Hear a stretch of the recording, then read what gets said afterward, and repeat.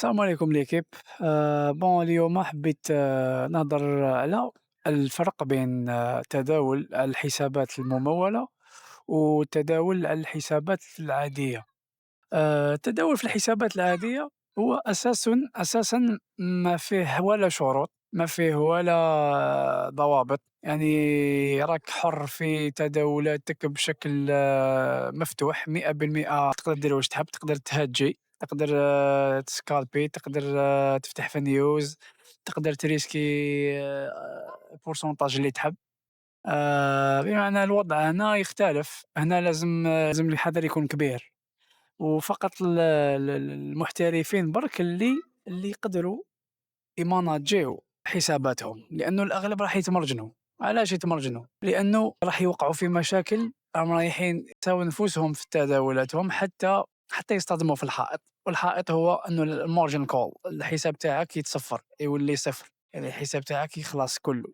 في هذه الحالة الإنسان المتداول الجديد لازم يتعلم. كنصيحة، الإنسان هنا مليح يبدأ في الحسابات الممولة. علاش الحسابات الممولة؟ الحسابات الممولة فيها شروط، الشروط هذه هي رايحة تخليك منضبط حريص على الحساب هذا، بالتالي راح تتجنب الخسارة، ما راكش رايح ما تخسرش، يعني الخسارة تكون في كل الحسابات، لكن راك رايح تحمي الحساب تاعك.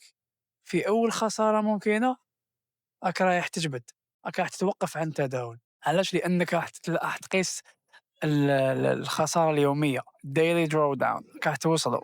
واش اللي يخليك توصلوا في الحسابات العادية؟ هو الأوفر تريدينج ولا الريفنج تريدينج.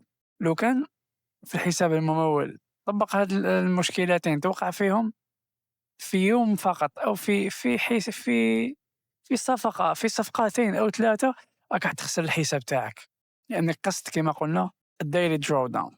هنا الحل تاعها أنك تتداول في حسابات صغيرة باش تتعلم، في حسابات صغيرة ممولة بطبيعة الحال تاع بروب فيرمز. واش راح تتداول حسابات صغيرة، لأنه راح تخلص أموال قليلة، بمعنى ما بين $50 و$80 على الأكثر. الحسابات هذه تخليك تتعلم، تخليك منضبط، تخليك تشعر بالمشاعر اللي يشعرها المتداول المحترف، تخليك تخاف، تخليك تستريسي، تخليك انك تنفصل عن التحليل، لانه التحليل والاكزيكيوشن شيئين مختلفين. وتحس الفرق تاعهم هذا فقط، في الحسابات اللي تكون مدفوعة، يعني ما تكونش في حساب وهمي، حساب ديمو. حساب ديمو يعطيك نفس الشعور تاع التحليل، بمعنى لو تحلل وتاكزيكيوتي وتفتح الصفقة تاعك في حساب ديمو، المشاعر راح تكون قليلة بزاف. عندك شعور واحد فقط، وهو شعور انك كنت مخطئ. هذا ما كان شعور كنت مخطئ يعني في التحليل تاعك، هذا ما كان. اما المشاعر الحقيقية اللي تراودك في قبل ما تفتح الصفقة وبعد ما تفتح الصفقة، كلها تجيك في الحساب الحقيقي.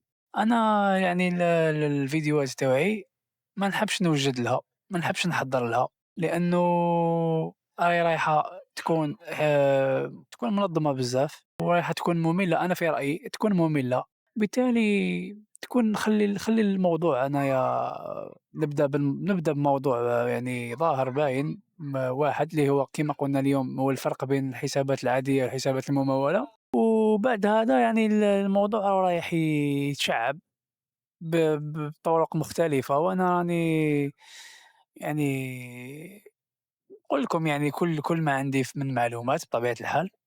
ونحب أن الموضوع يكون مفتوح ومتشعب، لأنه ممكن كي تكون مؤطر بموضوع واحد وبفروع واحدة، ممكن ما توصلش لبعض المعلومات اللي مهمة، توصل لهاش يعني كي تكون منظم الكلام، منظم الفيديو. ممكن مستقبلا نولي نرتب الأفكار تاع الفيديو. كفكرة عامة هذا هو الفرق بين الحساب الممول والحساب العادي. وإذا عندكم أي سؤال على الموضوع هذا أو موضوع واحد آخر، أو على التداول بطبيعة الحال بشكل عام، حطونا في التعليقات. وإلى الفيديو القادم إن شاء الله.